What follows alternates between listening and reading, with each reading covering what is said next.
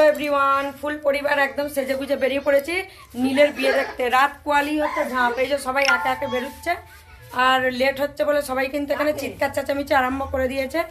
আর সবাই কিন্তু আমরা বেশ সেজে গুজে যাচ্ছি। এই প্রথম ঝাঁপ দেখতে যাচ্ছি বাপের বাড়িতে, হচ্ছে 4 বছর ঝাঁপ জ্ঞান তো এই প্রথম বছর ঠাকুরের মুখ চেয়েছে তাই এসেছি।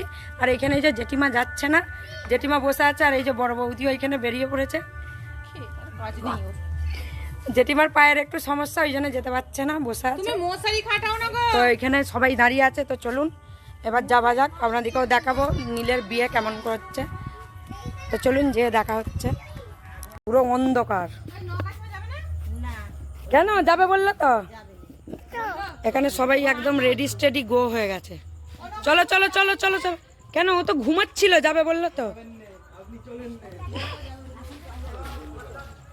চ চ চ, বিয়ে বাড়ির খাওয়া দাওয়া সব হয়ে গেল, চ।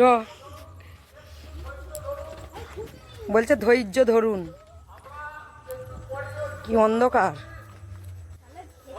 আর এই দেখুন, আমরা কিন্তু অলরেডি পৌঁছে গিয়েছি, কারণ অনেকটাই পথ, খুব যে দূর তাও কিন্তু নয়। গ্রামের রাস্তা দিয়ে অন্ধকার আস্তে আস্তে একটু লেট হয়ে গেছে, যেহেতু আমরা বাড়ির সবাই ছিলাম। আর দেখুন এখানে কি সুন্দর বাজিগুলো পোড়াচ্ছে।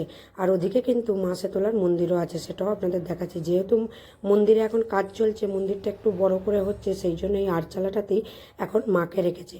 আর এই দেখুন, আমাদের হচ্ছে শালগ্রাম শিলার মা শেতলার মন্দির। এখানে সমস্ত কিছু পুজো অর্চনা এখন হচ্ছিল, আর ভেতরে কিন্তু সন্ন্যাসীরা বসেছিল। আর এদিকে কিন্তু খাওয়া দাওয়ার আয়োজনও ছিল। ক্লাব থেকে এবং পাড়ার সমস্ত মানুষরা চাঁদা দিয়ে সবাই একটু আধটু সাহায্য করে কিন্তু খুব সুন্দর করে এখানে এই অনুষ্ঠানটা পালন করা হয়।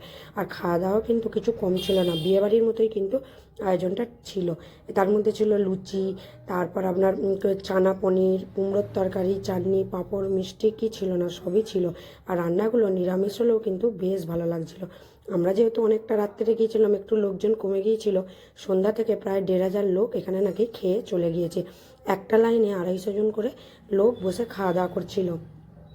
তো চলুন, ভিডিওটা কেমন লাগলো অবশ্যই কিন্তু কমেন্ট করে জানাবেন, এবং ভালো লাগলে অবশ্যই একটা লাইক করে দেবেন। ততক্ষণের জন্য টাটা, এবং দেখা হবে একটা নতুন ভিডিওতে।